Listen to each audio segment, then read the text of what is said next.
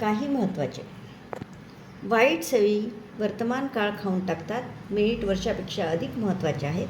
उद्याचा विचार करू नका, आत्ताच्या क्षणाची काळजी घ्या. तोच क्षण उद्याच्या काळजी घेईल. सामान्य व्यक्ती जिवंत व स्वस्थ राहण्याकरता अन्न, पाणी, सूर्यप्रकाश, हवा यावर अवलंबून असतो. परंतु एक दिवस समजून येते की हे सर्व काही एखाद्या मृत व्यक्तीलाही देऊनही मृत शरीरात प्राण राहिला नसेल तर त्याला त्याचा काही उपयोग होत नाही.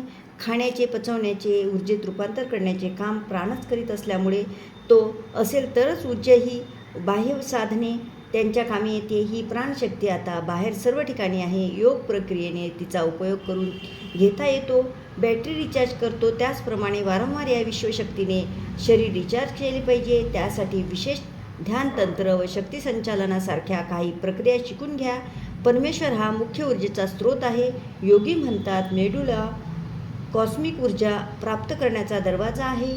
तेथून ऊर्जा घेऊन मेंदूमध्ये साठवली जाते व तेथूनच चक्रांकडे पाठवली जाते आणि मगच तेच विभाजन शरीर अवयवांना होते.